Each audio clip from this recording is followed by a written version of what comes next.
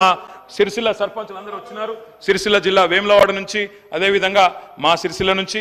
ఇప్పుడు కొత్త సర్పంచులు వచ్చే లోపల పాత సర్పంచులకు ఏవైతే బకాయిలు ఉన్నాయో దయచేసి క్లియర్ చేయండి. లేకపోతే మీకు నష్టం, మాకు నష్టం. ఎందుకంటే అందులో మీ సర్పంచులు ఉన్నారు, మా సర్పంచులు ఉన్నారు. కొత్త సర్పంచులు వచ్చే లోపల పాత బకాయిలు ఎందుకంటున్నా అంటే కేంద్రం నుంచి 800 కోట్లు వచ్చినాయి, వాటిని రిలీజ్ చేయండి. Concluding sir, I'm concluding sir. NHM నిధులు 800 కోట్లు వచ్చినాయి, వాటిని కూడా రిలీజ్ చేయండి. మీరు మాట ఇచ్చిన విధంగా ఎల్ఆర్ఎస్ 25 లక్షల మందికి ఉచితంగా అమలు చేయండి. అదేవిధంగా అధ్యక్ష, మేము కలిసి వస్తాం.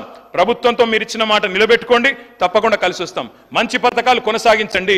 కేసీఆర్ కిట్లు కొనసాగించండి, పేరు మార్చండి. బతుకమ్మ చీర పేరు మార్చండి, క్వాలిటీ పెంచండి, కొనసాగించండి. పిల్లలకు బ్రేక్ఫాస్ట్ స్కీమ్ తెచ్చాం స్కూల్స్లో, సబితక్క నిన్న చాలా డీటెయిల్గా చెప్పారు. బ్రేక్ఫాస్ట్ స్కీమ్ కొనసాగించండి. మిడ్ డే మీల్ బకాయిలు ఉంటే అవి కూడా ఇవ్వండి. తప్పకుండా నేను మిమ్మల్ని అందరినీ కూడా ముగించే ముందు డాక్టర్ వివేక్ వెంకటస్వామి గారు ప్లీజ్, చాలా టైం అయిపోయింది. ఐ రిక్వెస్ట్ యూ సార్, ఎన్నికలకు 6 నెలల ముందు రాజకీయాలు చేద్దాం. మీరు అన్నారు ముఖ్యమంత్రి గారు, వి వెల్కమ్ ఇట్. మిగతా 4.5 ఏళ్ళు నిర్మాణాత్మక ప్రతిపక్షంగా మా పని మేము చేస్తాం. ప్రజలు మీకు అధికారం ఇచ్చారు, చిన్న వయసులో మంచి చేయండి. ప్రజాస్వామ్యంలో ప్రజలకు సేవ చేసే అదృష్టం మీకు కలిగింది. తప్పకుండా we will support you sir. కానీ దయచేసి మేము మా పార్టీ తరఫున ముగించే ముందు చేసే విజ్ఞప్తల్లా ఒకటి, మా మీద కోపం ఉంటే మమ్మల్ని తిట్టండి, కానీ తెలంగాణ కోసం దయచేసి కలిసిమెలిసి కలబడి నిలబడి పోరాడిన పార్టీని అవమానించకండి. ఉద్యమంలో ఉదయించిన మా పార్టీని అవమానించకండి. కొట్లాట అనేది మా డిఎన్ఏలో ఉంది, తప్పకుండా కొట్లాడతాం ప్రజల పక్షాన. ప్రధాన ప్రతిపక్షంగా మీరిచ్చిన ఒక్క మాట కూడా ఎక్కడ మోసం జరిగినా తెలంగాణ ప్రజలకు మౌనం వహించం, సహించం, భరించం.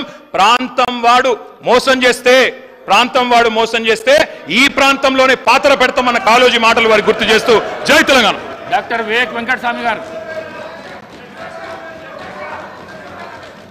గౌరవ ముఖ్యమంత్రి గారు ఒక్క నిమిషం.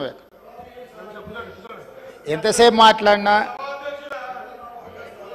రామారావు గారు మేము కలిసి వస్తాం, ప్రభుత్వానికి సహకరిస్తాం అని పదే చెప్తున్నాడు. నేను వారికి ఒకటే సూచన చేస్తున్నా, మీరు కలిసి వస్తారా లేదా అనేది, అన్నం ఉడికిందా లేదా అనేది ఒక మెతుకుని బట్టి చూస్తే తెలుస్తుంది. ప్రతిపక్ష నాయకుడు సభలకే రాడు, వీళ్ళు కలిసి వస్తారని చెప్తే నమ్మేది ఎవరు అధ్యక్ష? నేను అందుకే వారికి సూచన చేస్తున్నా, వెనకాల ఉండే అక్కలు ఇక్కడ ఉండి చెప్పి ఇక్కడ ముంచి అక్కడికి తేలినరు.